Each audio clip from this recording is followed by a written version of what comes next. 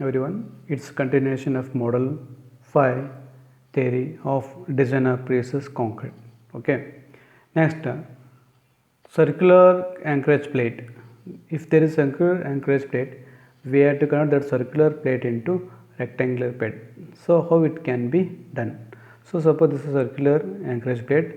So this is the rectangular area. So this I will take depth as A and width as A. So convert circular plate into an imaginary square plate of a size A into A. So circular is pi d square by 4 area, then rectangle is length into breadth, or square is length into breadth, that is A into A. So A into A is equal to A square, so for A equal to root of pi d square by 4, that is equal to 2y p naught. So next one is transmission length or transmission zone. So what is meant by transmission length, or what is meant by transmission zone? They may ask us 4 to 6 marks in our examination. So this is a pre-stressing force. This is the rectangular concrete block, and this is the high tensioning wire. Okay.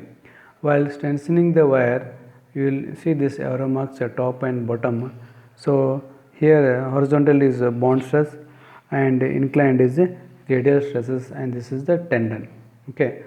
So initially the diameter will be more and goes on decreases up to certain extent, and it remains constant.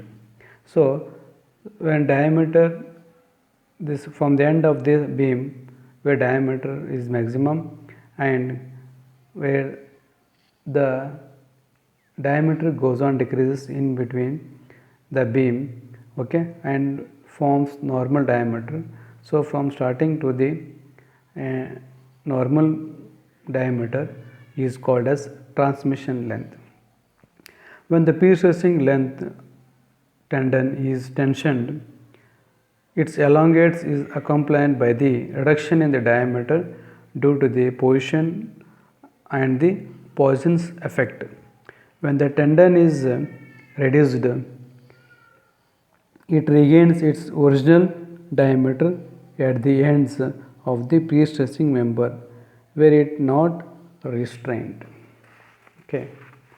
Then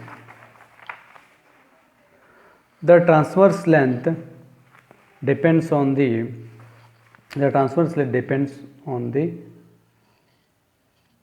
following factors, such as strength of the concrete at the transfer, size and shape of the type of the tendon, then surface texture of the tendon, degree of compaction, that is compaction of the concrete, that of the tendon in the concrete.